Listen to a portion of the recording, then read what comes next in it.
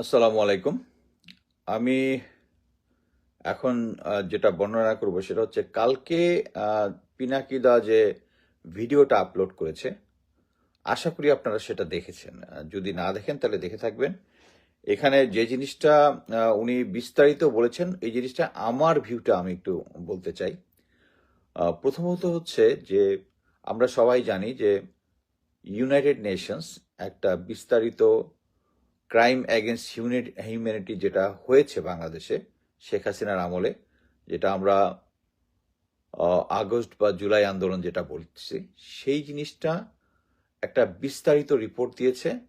এবং আমরা এটাতে খুশি এই কারণে যেটা আন্তর্জাতিকভাবে স্বীকৃতি পেয়েছে, কারণ ইউনাইটেড নেশন এমন একটা এন্টিটি যার নিরপেক্ষতা নিয়ে আমাদের কারো কোনো দ্বিমত নেই। কিন্তু একটা জিনিস দেখেন যে এই রিপোর্টটায় ইউনাইটেড নেশন যে রিপোর্টটা দিয়েছে, এটা সেনাবাহিনীর তরফ থেকে একটা চিঠি সরাসরি ঢাকার যে ইউএন সদর দপ্তর আছে ওখানে পাঠানো হয়েছে। এবং বিভিন্ন যুক্তি তর্ক তুলে ধরা হয়েছে যে তারা তাদের ম্যান্ডেট অনুযায়ী কাজ করেছে এবং কাজগুলো সঠিকই ছিল। বাংলাদেশ সেনাবাহিনী এই ধরনের কোনো ক্রাইম এগেনস্ট হিউম্যানিটিতে অংশগ্রহণ করেনি। এটা একটা টোটাল একটা আউটরেজিয়াস একটা জিনিস, যেটা আমি বলবো যে আপনারা যদি শেখ হাসিনা আমলটা খেয়াল করেন, সেই আমলে কিন্তু তারা ভারত আমাদের যে ফরেন পলিসি যেটা আছে এটা ক্রমাগত নিয়ন্ত্রণ করত।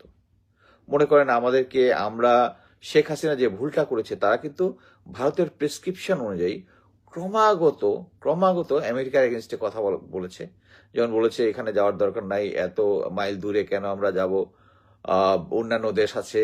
শুধু তাই নয়, আপনারা সবাই জানেন মার্সি বার্নিকাট যে অ্যাম্বাসেডর ছিল, তার গাড়িতে পর্যন্ত হামলা করেছে আওয়ামী লীগের থাগসরা। মানে এটা হচ্ছে যে কোনো কিছুই। আবার আমি এক্স্যাক্টলি ডেট টাইম মনে নাই, বাট এটুকু বলতে পারি যখন এটা সম্ভবত শেখ হাসিনার এইবার 2009 বা মানে এই পিলখানা হত্যাকাণ্ডের পর একবার যে ইউএন অ্যাসেম্বলি, যে জেনারেল সেক্রেটারি যে একটা মানে সিকিউরিটি কাউন্সিল যে অ্যাসেম্বলি হয়েছে, ওখানে গিয়ে শেখ হাসিনা বিবৃতি দিয়েছিল যে পাকিস্তানের এগেনস্টে, যে পাকিস্তান টেররিজম হারবার করে। এবং যেটা আমাদের অ্যাকচুয়ালি আমাদের সাথে যে পাকিস্তানের সম্পর্ক, ভারতের সম্পর্ক, যে কোনো দেশের সম্পর্ক, উইদাউট এনি ইন্টারেস্ট, ভারত পাকিস্তানের যে দ্বন্দ্ব আছে ওইটার মধ্যে আমাদের নাক গলানোটা উচিত হয়। কিন্তু এখানে কিন্তু ভারতের প্রেসক্রিপশনে শেখ হাসিনা কিন্তু সিকিউরিটি কাউন্সিল এটা বলে আসছিল। সেম জিনিস কিন্তু এখন হচ্ছে। এখন মনে করেন যে আপনারা কি দেখতেছেন যে বর্তমানে প্রফেসর ইউনূসের সরকার, এর সাথে কিন্তু ভারত কমফোর্টেবল না। আপনারা দেখেছেন উপেন্দ্র ত্রিবেদী যে আছে ভারতের সেনাপ্রধান, সে কিন্তু বলেছে যে নেক্সট যখন নির্বাচিত সরকার আসবে তাদের সাথে ভালো সম্পর্ক হবে। কিন্তু তার সাথে যে আর্মির 1-to-1 ভালো রিলেশন আছে, এটা কিন্তু সে অ্যাডমিট করেছে। এবং আমরা জানি যে 5ই আগস্ট জেনারেল ফজলে আলী আকবর বলেছেন যে সরাসরি ইউএন ইন্ডিয়ান সেনাপ্রধান জেনারেল ওয়াকারকে কল করেছে। এখন একটা জিনিস দেখেন যে আমরা যেরকম এক্সপ্লেন করেছি যে আমাদের সেনাপ্রধান একটা দেশের সেনাপ্রধান, হ্যাঁ, উনি তো দেশের প্রধান না। উনি সরাসরি এর আগে যে বিক্রম মিশ্রের সাথে দেখা করেছে, বা সেনাপ্রধান, ভারতীয় সেনাপ্রধানের সাথে সরাসরি উনি যোগাযোগ করতে পারেন না, ওনাকে করতে হবে অফিসিয়ালি সরকার টু সরকারের মাধ্যমে। এখানে সেনাপ্রধান টু সেনাপ্রধান শুধু হতে পারে হচ্ছে some bilateral issue, army to আর্মির মধ্যে কিছু bilateral training and other thing issue থাকে, কিন্তু ন্যাশনাল পলিটিক্স নিয়ে তারা পারে না। সেম হচ্ছে ইউএন। আপনারা জানেন যে ইউএন কিন্তু একটা এন্টিটি, মানে হচ্ছে ইউএন কিন্তু একটা দেশের মতো। ইউএন এ যারা চাকরি করে তারা কিন্তু ইউএন এর পাসপোর্ট ইউজ করে। তারা কিন্তু মনে করেন যে একজন বাংলাদেশি যে ইউএন এ চাকরি করতেছে, হ্যাঁ, তারা কিন্তু ইউএন এর passport issue, it's like another country. এবং এখানে প্রফেসর, আমরা সবাই জানি যে প্রফেসর ইউনূস অ্যাকচুয়ালি এই ক্রাইম এগেন্স্ট হিউম্যানিটিটা ইনভেস্টিগেট করার জন্য ইউএন হেডকোয়ার্টার আগেই শেখ হাসিনা থাকার সময় উনি অ্যাপ্রোচ করেছিল এটা ইনভেস্টিগেট করার জন্য, রাজি হয় নাই। কিন্তু এই প্রফেসর ইউনূস এটা এনে ত্বরান্বিত করেছে জিনিসটা। এখন দেখেন প্রফেসর ইউনূস এনেছে এবং ইউএন এর মতো একটা নিরপেক্ষ বডি এসে ইনভেস্টিগেট করেছে, আর সেই ইনভেস্টিগেশনটা নালিফাই করতেছে কি আমাদের সেনাপ্রধান। এটা একটা অ্যাবসার্ড জিনিস না? এটা অ্যাবসার্ড জিনিসটা। উনার যদি কোনো বক্তব্য থাকে, এটা নিয়ে ইনভেস্টিগেশন থাকে, উনি পিনাকিদা এটা রাইটলি বলেছে যে উনার এটা পাঠানোর কথা হচ্ছে আর্ম ফোর্সেস ডিভিশনে। আর্ম ফোর্সেস ডিভিশনে এটার সত্যতা বা এটা যদি কমেন্ট থাকে, এটা যাচাই করে তারপরে দিবে ডিফেন্স মিনিস্ট্রি, ডিফেন্স মিনিস্ট্রি দিবে সরকার কাছে। এখন উনি ভালো মতোই জানে যে প্রফেসর ইউনূসের সরকার উনার এই অ্যাসেসমেন্টটা মেনে নিবে না, সো উনি সরাসরি পাঠিয়ে দিয়েছে। এটা কিন্তু এর আগে বিক্রম মিশ্রের সাথে দেখা করা থেকে শুরু করে উনি যে রাওয়াতে যে যে একটা আউটরেজিয়াস একটা ভাষণ দিয়েছিলেন, এবং এইটার সাথে কিন্তু একই সূত্রে গাথা। আমি মনে করি যে এখন সরকারের সাথে ভারতের ভালো সম্পর্ক নেই। সরকারের সাথে ভালো সম্পর্ক, এটা তা বিভিন্নভাবে তাদের ভারতের রাজনীতিবিদরা বিভিন্নভাবে মানে কথাবার্তায় বুঝিয়েছে। ভারতীয় সেনাপ্রধান উপেন্দ্র ত্রিবেদীর কথাবার্তায় তো এটা খুব স্পষ্ট হয়েছে।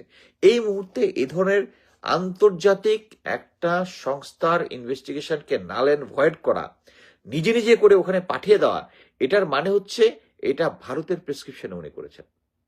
এখানে কোনো ডাউটের কোনো কিছু নাই। কারণ এখন আপনি দেখবেন যে ভারতীয় মিডিয়া এবং তাদের যে বিভিন্ন ধরনের আমি অলরেডি কয়েকটা ফেসবুক পেজে দেখেছি, ইউএন এর ইনভেস্টিগেশনকে তারা এখন নাল অ্যান্ড ভয়েড করার চেষ্টা করতেছে, বেসড অন যে আর্মি থেকে এটাকে বলেছে যে এটা বিশ্বাসযোগ্য না, এবং তারা বিভিন্ন বিভিন্ন উদাহরণ দেওয়ার চেষ্টা করতেছে। তার উদাহরণ না, কোনো প্রমাণ ছাড়াই বলতে যাচ্ছে যে তারা তাদের ম্যান্ডেট অনুযায়ী কাজ করেছে, কিন্তু এর মধ্যে বলেই নেই যে জুলাই আগস্টে যে তারা যে ইন এইড অফ সিপিএম পাওয়ারে গিয়েছিল, তাদের ছিল কি, তাদের অপারেশনাল ম্যান্ডেট কি ছিল, এখানে যে অপারেশনাল অর্ডার ছিল ওখানে কি ছিল, বা তারা তো তখন বেসিসি পাওয়ার পায় নাই। এটা রাইটলি পিনাকিদা ক্লিয়ারলি, একদম ক্রিস্টাল ক্লিয়ারলি বলে দিয়েছেন যে ম্যাজিস্ট্রেট যদি থেকে থাকে ওখানে যত জায়গায় ফায়ার হয়েছিল, অ্যাটলিস্ট 3rd আগস্টের যে অফিসারদের সাথে ভাষণ, ওখানে তো আমার যদ্দূর মনে পড়ে 19,000 রাউন্ড লাইভ অ্যামিউনিশন ফায়ার হয়েছে দিয়েছিল, কোন জায়গায় এঙ্গেজ হয়েছিল। এটার পরে এই জিনিসগুলো সরাসরি ইউএন হেডকোয়ার্টারে পাঠিয়ে দেওয়া মানে হচ্ছে সরকারকে অবজ্ঞা করা। এবং এই উসিলাতে এখন ভারতীয় মিডিয়া এবং অন্যান্যরা দেখবেন এটা নিয়ে চিল্লাপাল্লা করতেছে কি, যে সেনাবাহিনী বলেছে যে ইউএনের যে ইনভেস্টিগেশন এটা সহি হয় নাই। Very wrong. আমি মনে করি যে জেনারেল ওয়াকারের মানে অডাসিটি ধীরে ধীরে এমন পর্যায়ে চলে যাচ্ছে, যেটা একসময় আমার মনে হয় একটা ফিউচারে এমন একটা ক্রাইসিস তৈরি করবে আমাদের কমান্ড স্ট্রাকচারে। এবং উনি যেটা এই যে বিক্রম মিশ্রের সাথে দেখা করা বা রাওয়াতে একটা ভাষণ দেওয়া, এটাই প্রমাণ করার চেষ্টা যে Bangladesh army is also a power holder, stake holder beside professor ইউনূসের সরকার। নাহলে এটার ওনার করার কোনো মানে সরাসরি ইউএন হেডকোয়ার্টারে চিঠিটা পাঠানো সরকারকে বাইপাস করে, এটা মানে আমি বলবো যে এই কজে professor Yunus should fire general Waker. Clear, উনি সরকারকে ক্লিয়ারলি আন্ডারমাইন করেছেন এটাতে।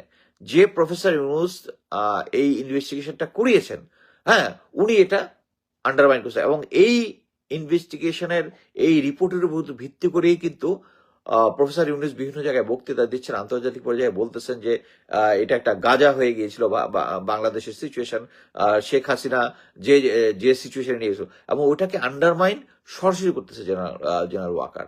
এবং এটা ক্লিয়ারলি ভারতের প্রেসক্রিপশনে হচ্ছে। এবং যে একটু ন্যূনতম ডিপ্লোমেসি, মানে সরকার কিভাবে কাজ করে, আর্মি কিভাবে কাজ করে এটা বুঝে, তারাই কিন্তু এই জিনিসটা যে একটা মানে আউটরেজিয়াস অ্যাক্ট হয়েছে জেনারেল ওয়াকার, এটা বুঝবেন। আমাকে রিসেন্টলি বিভিন্ন মিলিটারি অফিসার যারা আমার সাথে আগে চাকরি করেছেন, তারা আমাকে এখন বোঝানোর চেষ্টা করতেছেন যে কমরেডশিপ is very important in military, আমরা একজন আরেকজনের পাশে দাঁড়াবো। আরে ভাই, 10th লংয়ের একজন অফিসার, যাকে মেজর মকসুল, পরবর্তীতে জেনারেল আইকিবি তাকে কর্নেল পর্যন্ত প্রমোশন দিয়েছিলেন, তাকে ডেকে তাকে তুলে এনে তার একটা একটা করে দাড়ি ছিঁড়েছে তাকে। সেই অফিসার পিলখানা হত্যাকাণ্ডের বিষয়ে কথা বলার সময় উনি কনসার্ন তুলেছিলেন, তার কনসার্নটা তুলেছিলেন প্রাইম মিনিস্টারের সামনে। উনাকে শুধু তাই না, উনার পুরা পরিবারকে একদম মানে কেউ তার পাশে দাঁড়ায় নাই, তার কোনো কোথাও চাকরি হয়নি, কেউ যাতে চাকরি তাকে না দেয় এটা এনশিওর করেছে। তখন আপনার কমরেডশিপ কোথায় ছিল? হ্যাঁ, এখন আপনি মানে মুখ দিয়ে খারাপ ভাষা চলে আসে, মানে পাবলিকে খারাপ কথাবার্তা বলতে চাই না, কিন্তু তখন আপনাদের কমরেডশিপ কোথায় ছিল? জেনারেল ব্রিগেডিয়ার জেনারেল কি বলে আজমি স্যারকে যখন করেছিল, হাসিন স্যারকে যখন অ্যাবডাক্ট করেছিল, যখন তাকে নিয়ে গেছে, তখন এই কমরেডশিপটা কোথায় ছিল? শুধু এই কজন না, আমি যে 3 জনের নাম মনে আসছে তাই বলছে, বাকিদেরটা যখন ছিল। এখন আপনি আসছেন, এখন জেনারেল ওয়াকার যতগুলা গুম খুনের সাথে জড়িত সবাইকে সেভ করতেছে। উনি 5 তারিখের পরে যখন জাতির উদ্দেশ্যে ভাষণ দিয়েছে তখন বলেছিলেন যে প্রত্যেকটার বিচার হবে। কোথায় বিচার হচ্ছে? 7 মাস হয়ে গেছে। এতদিন বলেছেন ধীরে ধীরে ধীরে ধীরে হবে, এখন ইটস ক্লিয়ার উনি বিচার করবেন না। সো এখন একটা জিনিস বুঝেন, আমি সেনাবাহিনীতে 28 বছর চাকরি করেছি, এবং আমার যদি বিএমএ থেকে শুরু করে বিভিন্ন জায়গায় দেখেন, কোনো এক সৈনিক অফিসার কেউ আমার কাছে হেল্প চেয়েছে, আমি গোয়েন্দা সংস্থায় চাকরি থাকাকালীন সময় আউটসাইড অনেক জায়গা থেকে অনেক ক্রাইসিস অনেক অফিসার ফেস করেছে, আমি চাকরি নিয়ে রিস্ক নিয়ে তাদেরকে হেল্প করেছি। চাকরির রিস্ক নিয়ে, যে আমি জানি যে এখানে যদি আমি হেল্প করতে চাই অফিসিয়ালি পারবো না, আমি তাদেরকে হেল্প করছি। এখন আমাকে প্রায় কমরেডশিপ শিখাইতে আসেন না সেনাবাহিনীর। I know what is কমরেডশিপ। এখন আমরা যেটা ক্লিয়ারলি আপনাদেরও বোঝা উচিত যে জেনারেল ওয়াকার যে কাজটা করেছে ইটস আউটরেজিয়াস, এবং উনি সঠিক লাইনে নাই। এবং এটা আপনারা এখন তাদেরকে যারা বিভিন্ন সময় এই আন্দোলনটাও করেছেন হাসিনার এগেন্সটে, তাদের অনেকেও বিভিন্ন পদবি করার জন্য, রিটায়ার করার পরে যদি আমি কর্নেল হিসেবে, লেফটেন্যান্ট কর্নেল, আমি এখন যদি অ্যাপ্লাই করে আমাকে কর্নেল র্যাঙ্ক দিয়ে দিবে, আমি জানি ভালো মতোই, কিন্তু বদলে কি বলবে যে আমার মুখ বন্ধ রাখতে হবে, এই জন্য আমি কোনো কিছু অ্যাপ্লাইও করি নাই। ওনারা জেনারেল ওয়াকার এইসব অফিসারদেরকে বিভিন্ন ডেকে বিভিন্ন জায়গায় কাউকে দিচ্ছে। আবার ওই যে বললাম যে দাড়ি টেনে ছিঁড়েছিল ওই অফিসার যে চাকরি গিয়েছিল, হ্যাঁ, ওই অফিসারকে কিন্তু জেনারেল ওয়াকার কিন্তু তার চাকরি করে নাই, নর্মাল রিটায়ারমেন্ট দেয় নাই, তাকে যে স্যাক করেছিল ওই অবস্থায় রেখেছে। সো এখানে হচ্ছে যারা মানে মানে আওয়ামী লীগের আমলে যে সিচুয়েশনটা ছিল এক্স্যাক্টলি সে আর্মির ভিতরে সেই একই সিচুয়েশন আছে। এটা যদি কেউ না বুঝেন তাহলে কিছু করার নাই। এই যে লাস্ট সেনাপ্রধানের যে একটা, এটা ভারত থেকে প্রেসক্রাইব হয়ে বলেছে। আমার এতে কোনো ডাউট নাই। যারা এই জিনিসটা বুঝেন, যারা ডিপ্লোমেটি বুঝেন, যারা সেনাবাহিনী কিভাবে কাজ করে বুঝেন, তাদের এটা ক্লিয়ারলি বোঝা উচিত। সো আমি মনে করি প্রফেসর ইউনূসের এখন জেনারেল ওয়াকারকে সরানো ছাড়া আর কোনো গতি নাই। আদারওয়াইজ আপনি সেনাবাহিনীকে শুদ্ধ করতে চান, আপনার সেনাবাহিনীর ভাবমূর্তি পুনরুদ্ধার করতে চান, তাহলে আপনাকে করতে হবে যারা এই গুম খুনের সাথে জড়িত তাদেরকে আলাদা। এই অনেকদিন পরে আজকে দেখলাম মেজর জেনারেল শাফিনের এগেনস্টে দেশ থেকে নিষেধাজ্ঞা বেরোচ্ছে। এটা আরো আগে বের হওয়া উচিত ছিল, আরো আগে। আপনার মনে আছে কিনা ক্যাসিনো জেনারেল, উনি বিজিবি থাকাকালীন সময়ে একদম বিজিবির ভিতরে যে সমস্ত অকাম কুকাম যেগুলা করেছেন, মানে টাকা পয়সা রিলেটেড লোকাল পলিটিশিয়ানদের সাথে মিক্স আপ হয়ে যে ক্যাসিনো খেলেন, কিন্তু হোয়াট নট।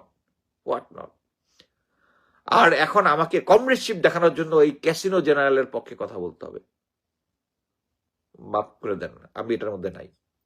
সো আমি যেটা মনে করতেছি, প্রফেসর ইউনূসের উচিত ইমিডিয়েটলি জেনারেল ওয়াকারকে না সরানো পর্যন্ত দেশের এই আন্ডার সিচুয়েশন ভালো হবে না। ধন্যবাদ।